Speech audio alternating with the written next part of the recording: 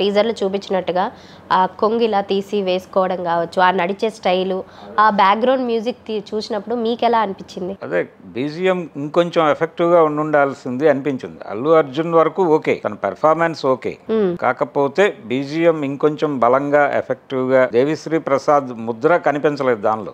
ఆయన ఇంకొంచెం కాన్సన్ట్రేట్ చేసుంటే బాగుండేది అనిపించింది. అంటే కనెక్ట్ అవ్వాలి ఆడియన్స్, వెంటనే ఎమోషనల్ అవ్వాలి. ఎట్లాగో వాళ్ళు డైలాగ్ పెట్టదలుచుకోలేదు. డైలాగ్ పెట్టదలుచుకున్నప్పుడు ఆ బీజిఎం ఎఫెక్టివ్గా ఉండుంటే అది ఈ లోపాలన్నింటినీ అది మింగేసేది. అలా మింగేసేదిగా లేదు అది. అంటే కొంచెం బాధ్యత ఎక్కువ ఉంటుంది అక్కడ, అంత బాధ్యతాయుతంగా కనిపించలేదు అది. అందుకని ఇంకొంచెం కేర్ తీసుకుంటే బాగుండేదేమో అనిపించింది. అక్కడి నుంచి అతను ఎస్టాబ్లిష్ అయినటువంటి విధానము, ఇతర అంశాలు, అంటే ఇది ఒక రకంగా వీరప్పన్ జీవితం ఇవన్నీ కూడా కనిపిస్తాయి దీనిలో. అంటే ఒక మాఫియా డాన్ క్యారెక్టర్ అది. ఎర్రచందనం స్మగ్లింగ్, వీరప్పన్ కావచ్చు, రకరకాల రెఫరెన్సెస్ కనిపిస్తాయి. అంటే సుకుమార్ ఆయన రంగస్థలం నుంచి ఆయన ఆలోచన ధోరణి మారింది. తన మీద అంటే హీరో సకల గుణాభిరాముడుగా ఉండాలి అని గతంలో అనుకునేవాళ్ళు, కానీ ఆ ధోరణి నిజానికి దీవార్ సినిమా నుంచే మారింది.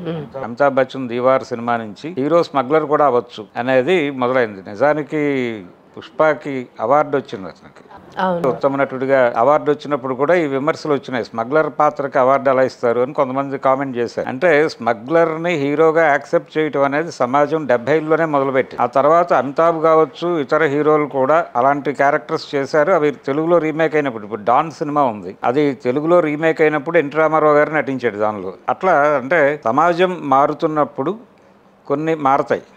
అంటే స్వతంత్రోద్యమ ప్రభావంతో సినిమా ప్రారంభంలో తొలి రోజుల్లో సందేశాత్మక చిత్రాలు మాత్రమే తీసేవాళ్ళు. అంటే హీరో వ్యక్తిత్వం, క్యారెక్టర్ అనేది సొసైటీకి ఎంత మంచిగా ఉండాలని చూపించేవాళ్ళు. అంటే సందేశాత్మకంగా కథలు ఉండేవి. హీరో క్యారెక్టర్ కూడా దేశభక్తుడిగా ఉండేవాడు.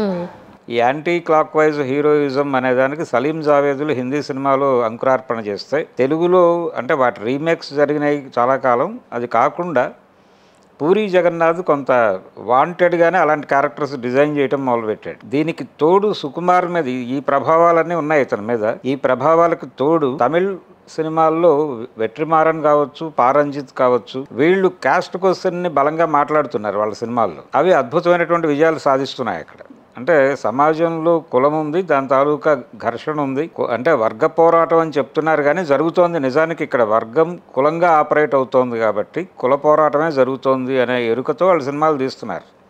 దాని ప్రభావం కూడా సుకుమార్ మీద ఉంది. ఆ ప్రభావం ఉంది అనటానికి మనకున్నటువంటి నిదర్శనం ఏంటంటే రంగస్థలం సినిమా. రంగస్థలం అతను డిజైన్ చేసిన పద్ధతి క్యాస్ట్ క్వశ్చన్ మీదే నడుస్తుంది. కాకపోతే పారంజిత్ మాట్లాడినంత బోల్డ్గా ఇతను మాట్లాడలేదు, కానీ ప్రభావం అదే. ఇవన్నీ కలగలిసి పుష్ప ఉంది. పుష్ప నడిచిన పద్ధతి అదే. అంటే అణచివేత నుంచి ఒక హీరో పుడతాడు, అణచివేత నుంచి దానికి నిరసనగా ఒక ఎలాంటి వ్యక్తి అయినా అక్కడి నుంచే పుడతాడు, అణచివేతలో నుంచే పుడతాడు. ఒక తిరుగుబాటు పుడుతుంది, ఆ తిరుగుబాటు ఒక వ్యక్తి రూపాన్ని సంతరించుకుంటుంది. ఈ పద్ధతిలో సినిమా నడుస్తుంది. అతని రైజ్ అన్నాడు దాన్ని, రైజ్ అన్నారు, అందుకని రైజ్ అన్నాడు. ఇప్పుడు రూల్ అన్నాడు. రూల్ అంటే అతను కంట్రోల్లోకి తీసుకుంటే ఎలా ఉంటుంది అనేది చూపించబోతున్నాడు రేపు పుష్ప 2లో. ఆ రూలింగ్ అనేది, ఆ రూల్ ఎలా ఉంటుంది, ఆ రూల్ అంటే ఇది ప్యారలల్ వ్యవస్థ. ఈ ప్యారలల్ వ్యవస్థ అయినప్పుడు దీన్ని కంట్రోల్ అంటే ఒక దశలో స్ట్రైట్ వదిలేస్తుంది, మళ్ళీ కంట్రోల్లోకి తీసుకునే ప్రయత్నం కూడా చేస్తుంది. రాజ్యంతో ఘర్షణ ఉంటుంది అనేది ఇలాంటి జీవితాలకి ముఖ్యంగా. అది మనకు అందులో చూపించాడు. ఒక పోలీస్ ఆఫీసర్తో ఇతని ఘర్షణ మొదలవటం, అక్కడ ఆపుతాడు సినిమాని. స్ట్రైట్తో జరిగే ఘర్షణని ఎలా ఎదుర్కొన్నాడు అనేది సెకండ్ పార్ట్లో లీడ్ అంశంగా మారుతుంది.